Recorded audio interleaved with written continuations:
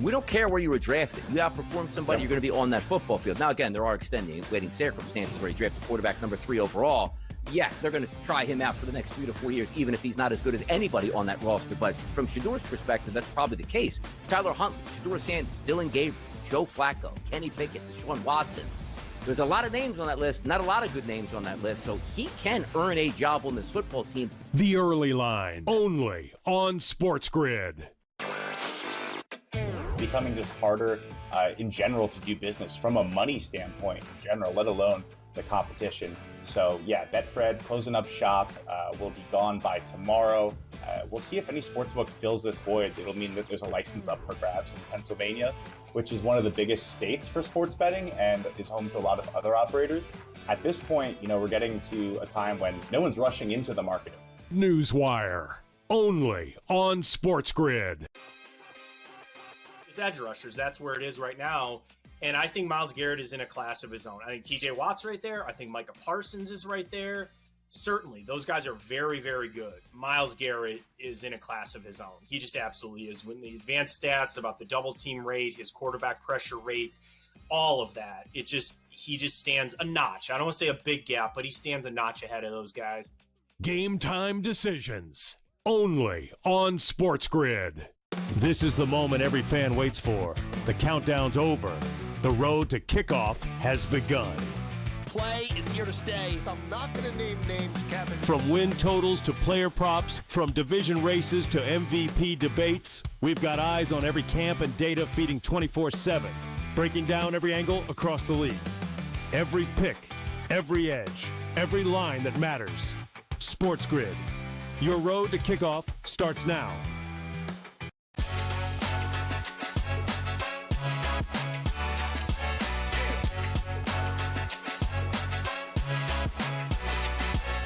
Major League Soccer set a record with the historic transfer fee to acquire Son Heung-min, but should we be concerned about Lionel Messi's future in the league? Plus, the trade deadline is over, but why is the WNBA's deadline week much less active than other leagues?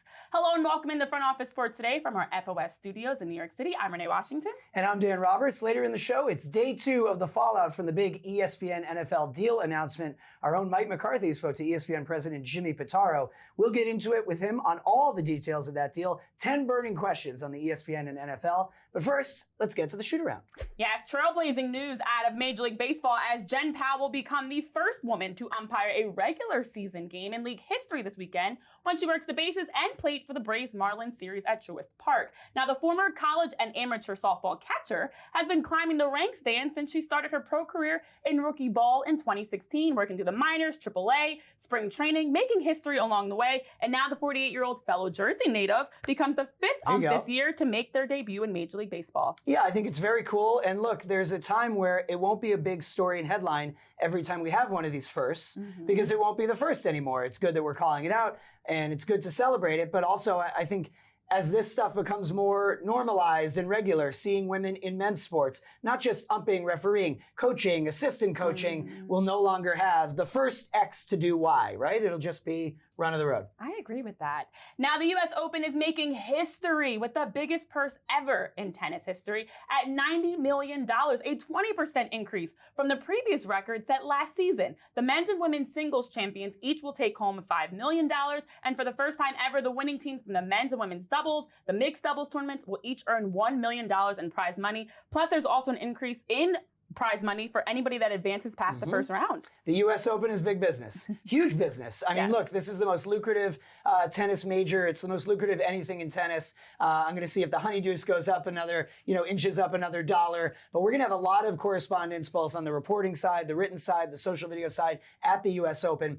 Every year, this event gets bigger. And it's at the point where I don't know anyone who lives in New York, even people who don't think they're tennis fans, who don't try and go for one day because the fanfare, the excitement, the thrill, it is a really meticulously planned and well put on event. It definitely is. Well, some good news for George Kittle and some NFL players because the league is not banning smelling salts and ammonia. After all, players received a message from the NFLPA Wednesday night clarifying the NFL's ban on smelling salts only applies to clubs providing it to players in any form, so players can use the substances on their own, and essentially this negates the league from any liability if there were any issues, especially since the FDA and other committees have come out talking about the issues and concerns around these smelling salts and ammonia. Yeah, look, let's be clear. This is a little bit of a CYA move by the NFL. This way they're able to say, well, our teams don't provide it to them, but if it's bring your own, I think I saw someone on Twitter say BYOSS, bring your own smelling salts, well then I don't really see what changes. A guy like Kittle or any of these guys who like, doing one of these before a drive,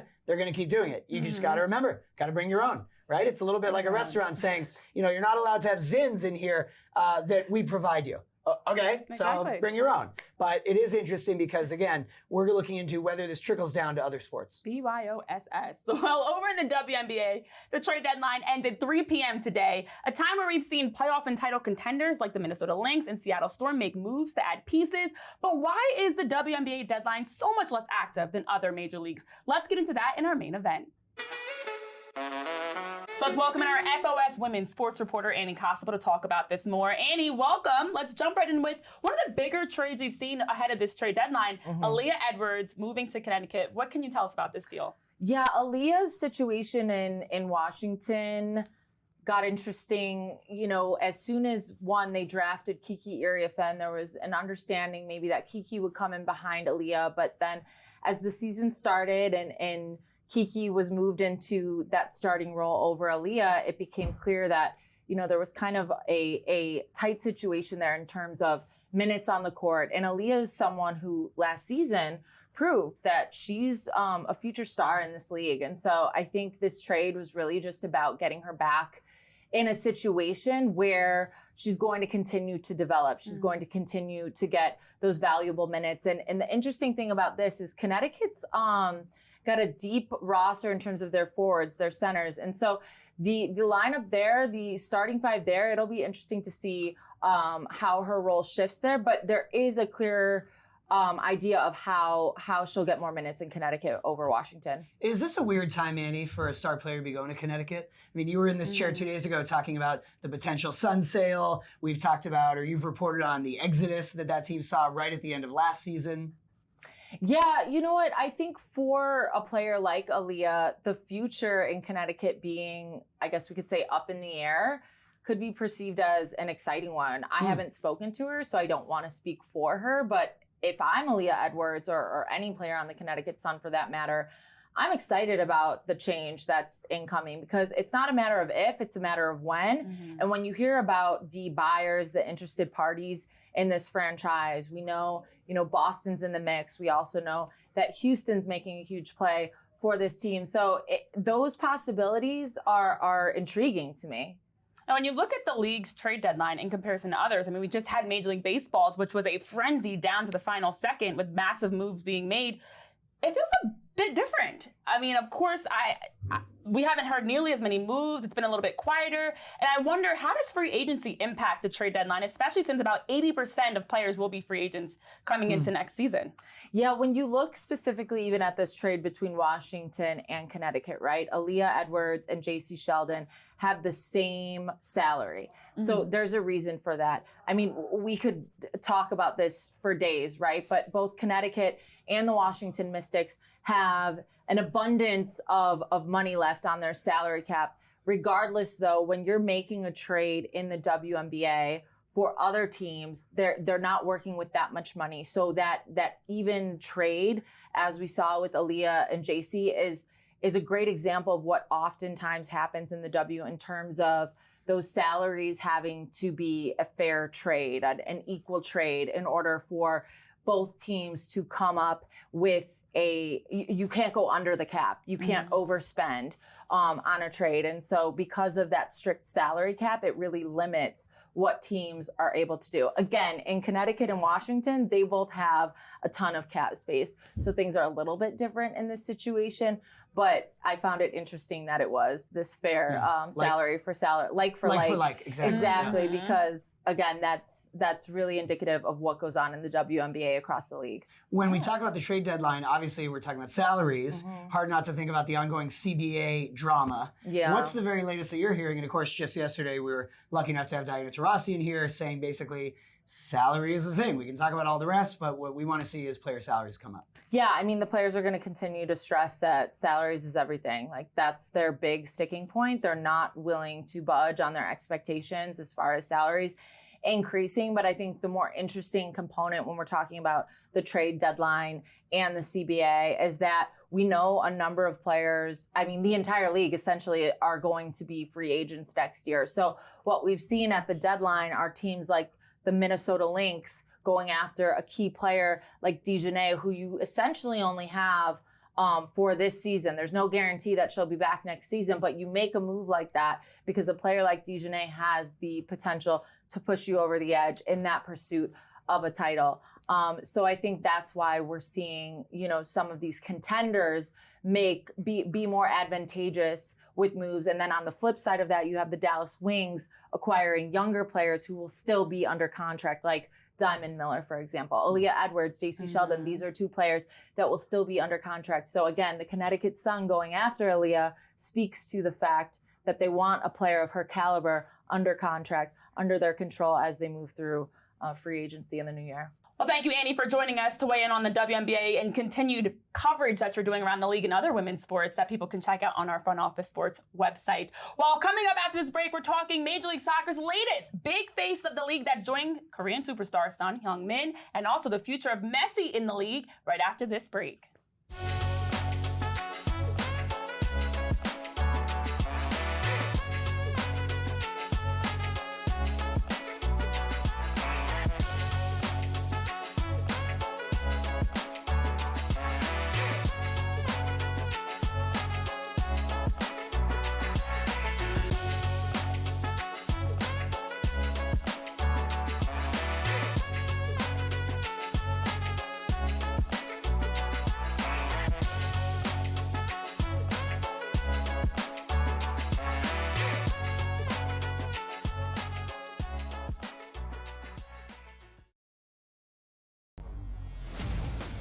We don't care where you were drafted. You outperform somebody, you're going to be on that football field. Now, again, there are extenuating circumstances where he drafted quarterback number 3 overall.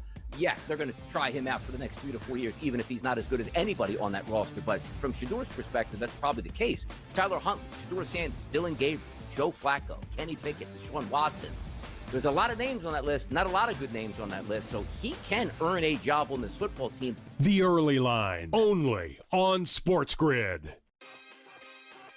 It's edge rushers. That's where it is right now. And I think Myles Garrett is in a class of his own. I think TJ Watt's right there. I think Micah Parsons is right there. Certainly, those guys are very, very good. Myles Garrett is in a class of his own. He just absolutely is. When the advanced stats about the double team rate, his quarterback pressure rate, all of that, he just stands a notch. I don't want to say a big gap, but he stands a notch ahead of those guys. Game time decisions, only on SportsGrid. was already pretty solid up top, but you had the bottom that's that much better with Ryan O'Hearn and Lariano. Like, we now have a well-rounded lineup on top of a great pitching staff. Michael King is expected to start making his rehab starts. So you have him plus Pavetta plus Dylan Cease. You Darvish is back. You have the frontline pitching, the depth in the lineup, and now a great bullpen. You have it all. I really like it. Like I do. Like sometimes I get caught up in the Padres because of what they can be. Pro Baseball Today, only on SportsGrid. This is the moment every fan waits for. The countdown's over. The road to kickoff has begun. Play is here to stay. I'm not going to name names, Kevin. From win totals to player props, from division races to MVP debates, we've got eyes on every camp and data feeding 24/7, breaking down every angle across the league. Every pick, every edge, every line that matters. SportsGrid. Your road to kickoff starts now.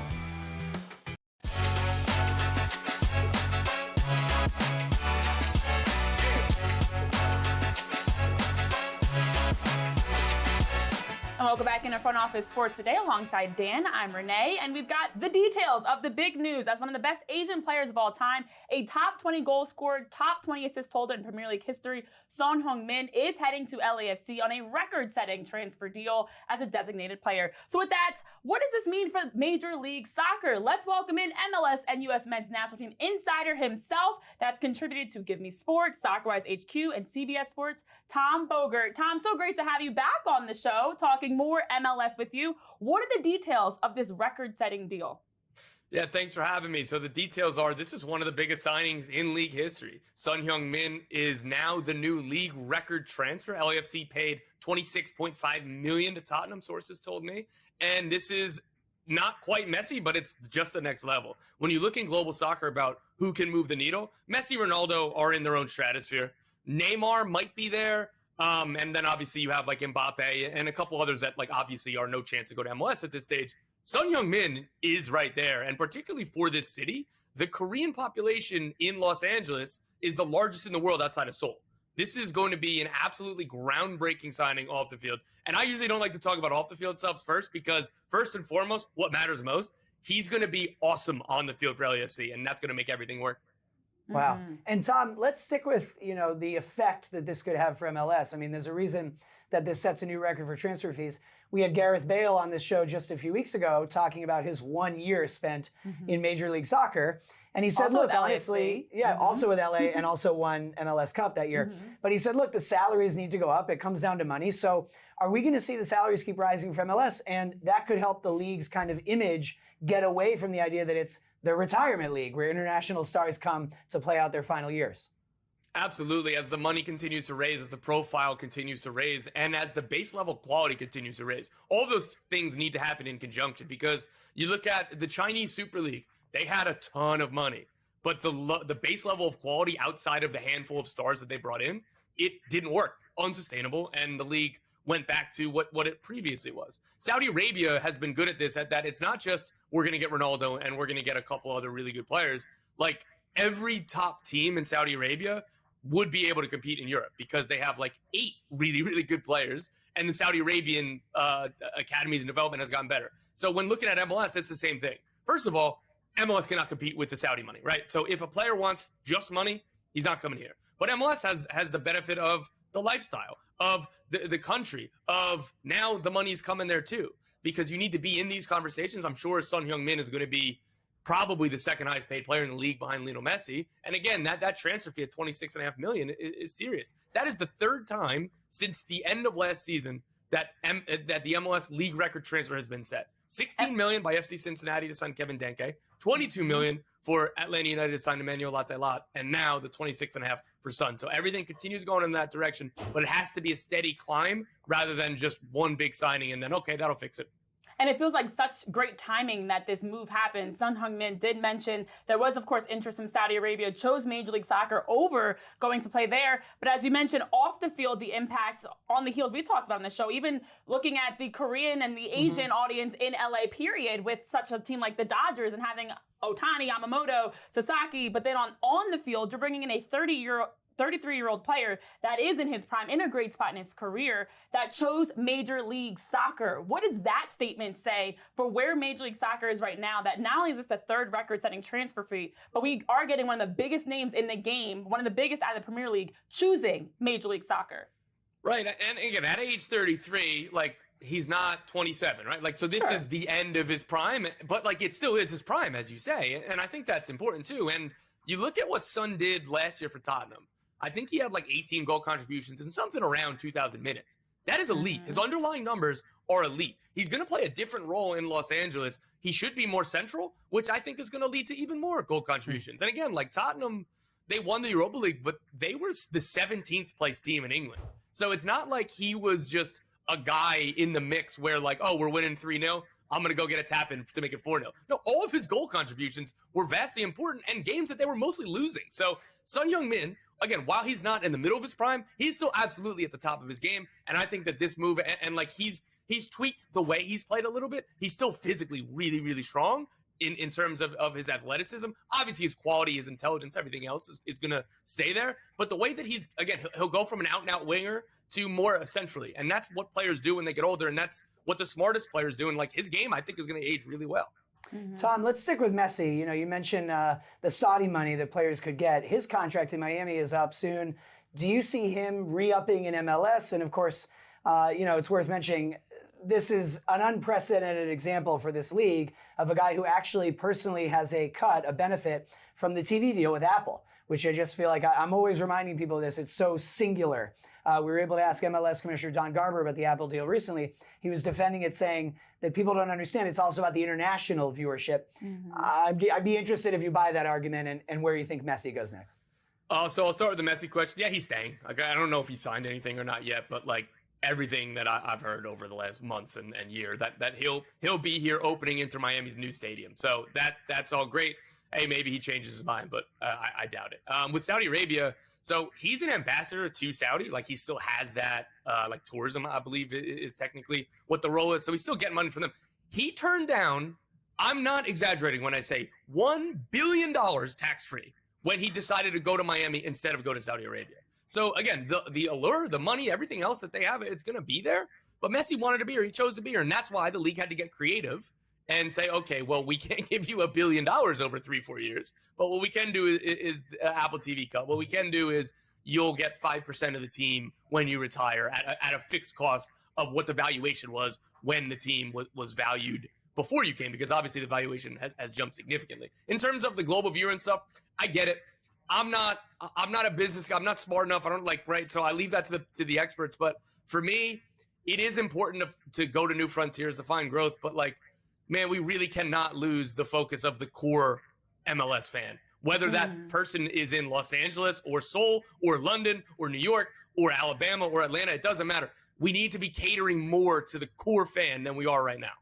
Well, in the final 30 seconds we have with you, Tom, given Messi's injury, he, of course, did not play in the Leagues Cup game yesterday. The scrutiny around the All-Star game, the suspension, but also now even just how Major League Soccer's maybe been talking about him. How does this make the league look in the face of the league being treated in this way after his injury? Final seconds here. Yeah, I mean, the whole All-Star game debacle, it is what it is. Garber didn't want to, but they had to suspend him. That's how it should have been. And guess what? He had 2 games off, and then he still got a muscle injury. So I think it should have been good for him. Yes, thank you, Tom, for weighing in on the latest around Major League Soccer. And coming up next on FOS Today, we've got to get into what ESPN's plan is for NFL Red Zone and live games as our own Mike McCarthy caught up with Jim Pitaro. Coming up right after this break.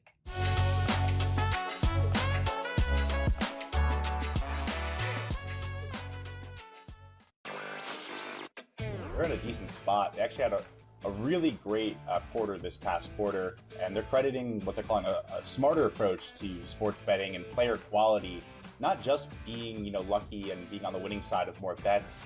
Of course, the past 2 quarters have been really bad for sports books, which just got hammered in the NFL playoffs, and then that continued into March Madness. But it looks like Q2 is shaping up to be much better for them. Newswire, only on SportsGrid. Want to hear a crazy stat, guys, with this Pittsburgh Pirate team? I brought this up yesterday. Out of 106 games, they have been involved in 27 shutouts, 13-4, 14 against. Over 1 out of every 4 Pittsburgh Pirate games ends in a shutout. How crazy is that? Total is 8 tonight. In-game live, only on SportsGrid. Was already pretty solid up top, but you had the bottom that's that much better with Ryan O'Hearn and Lariano. We now have a well-rounded lineup on top of a great pitching staff. Michael King is expected to start making his rehab starts. So you have him plus Pivetta plus Dylan Cease. You Darvish is back. You have the frontline pitching, the depth of the lineup, and now a great bullpen. You have it all. I really like it. I do. Sometimes I get caught up in the Padres of what they can be. Pro Baseball Today, only on SportsGrid. We don't care where you were drafted. You outperform somebody, you're going to be on that football field. Now, again, there are extenuating circumstances where he drafted quarterback number 3 overall. Yeah, they're going to try him out for the next 3 to 4 years, even if he's not as good as anybody on that roster. But from Shadur's perspective, that's probably the case. Tyler Huntley, Shadur Sanders, Dylan Gabriel, Joe Flacco, Kenny Pickett, Deshaun Watson. There's a lot of names on that list, not a lot of good names on that list, so he can earn a job on this football team. The Early Line, only on SportsGrid.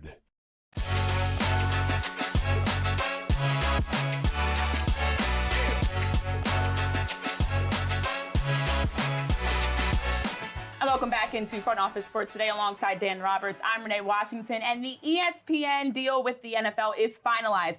Disney acquires rights to the NFL's linear Red Zone channel and other properties, as on the other end, the NFL gets a 10% equity stake in ESPN. And our very own FOS senior media reporter Mike McCarthy caught up with ESPN's chairman Jimmy Pitaro to discuss the deal. So Mike, we welcome you back into the show because I'd love to hear the specifics around the NFL Red Zone. With ESPN buying the trademark rights for NFL Red Zone, what are their plans and how they look to roll this out in the future, along with other opportunities? It's great to be back, Renee and Dan. This was such a complicated deal. Front Office Sports went right to the source. We sat down with the top people from ESPN, the NFL, and Disney and said, what is going on here? My one takeaway from this is Jimmy Pitaro, the chairman, is totally enthused about the potential for more Red Zone channels. He talked about the incredible value of the Red Zone channel, his passion, the passion that fans have for it. So I think as soon as this deal closes, if the deal closes, you're looking at a potential NBA Red Zone channel, a college football Red Zone channel, an NHL Red Zone channel. I really think that that is one of the big stories coming out of this deal. And Mike, is there such a thing as too much of a good thing?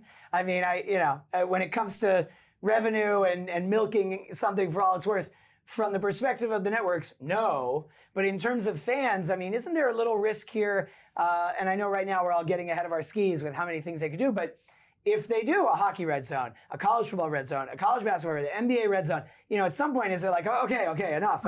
Or look, the model works. Is it like, why shouldn't they? Because the live look-in works.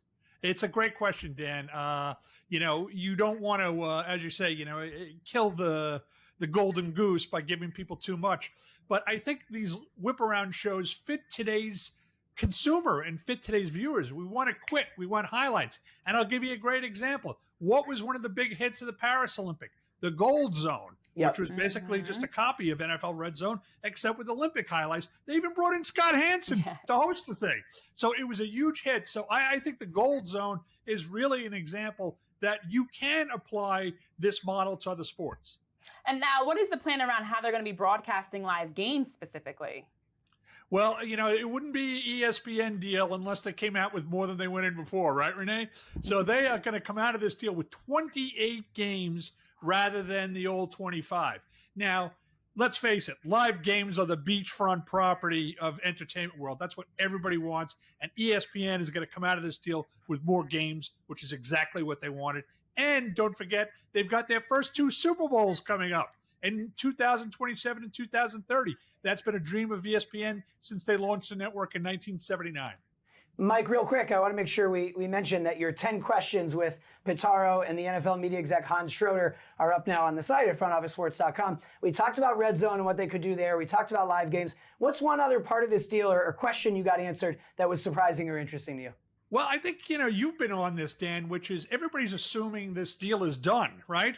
Well, the first half of it is done, right? They reached a non-binding agreement, but they got a long way to go, right? I mean, I don't think the NFL owners are going to object. I think they're going to pop their champagne bottles in the Hamptons somewhere. But the regulators in Washington can take a strong look at this deal. And then the ultimate wild card is Donald Trump, who has a history as long as my arm of feuding with Disney, feuding with ESPN, and feuding with the NFL going back to the 80s. So we're a long way from done. Only halfway done. Well, thank you, Mike, for weighing in on all the things you learned from your conversation with Jimmy Pitaro. And now let's see what's bubbling over at the FOS water cooler. Well, the Manning patriarch, Archie Manning, has spoken on his grandson's future, saying, quote, he'll be at Texas for 2026. Now, NFL draft boards have already been ranking Arch in their boards as the first overall pick in the upcoming NFL draft. There's high expectations on him this season as a Heisman favorite. There's also a high expectation as a $6.8 million NIL valuation and one of the highest paid college athletes. But to me, he is still a Manning. Eyes will always be on him. And I felt like this was Arch Manning's way of kind of taking some of that pressure off of his grandson. Well, we're showing this Ian Rapp tweet that I think nails it. He'll have to yell at the top of his lungs all season to get the mock draft class to stop including Arch, and that's because no one will really believe what's happening until it's happening and he's playing, right? But there's always going to be eyes on a kid with this kind of pedigree. And by the way, he's very good. Now, I don't know if he's the best quarterback in college football or would be, but he's going to be very good. Now, let's also remember here that it isn't always the case that someone who is great in college is going to be great in the pros. But again, it's that Manning pedigree. The NIL deals that can come to this kid are so enormous that he really might end up being an example. I mean, I remember with Cooper Flagg, everyone was saying, well, look, maybe he doesn't go pro. Of course, he went pro. But everyone was like, he could actually earn more from NIL staying in college in another year. He didn't do it. Arch Manning might do it. Arch Manning might. He's a Manning after all. There's no rush to get to the NFL for him. Well, that will do it for this episode of Front Office Sports Today. Thank you guys so much for watching. We'll see you guys next time for more updates as we close out the week here on FOS Today. See you guys soon.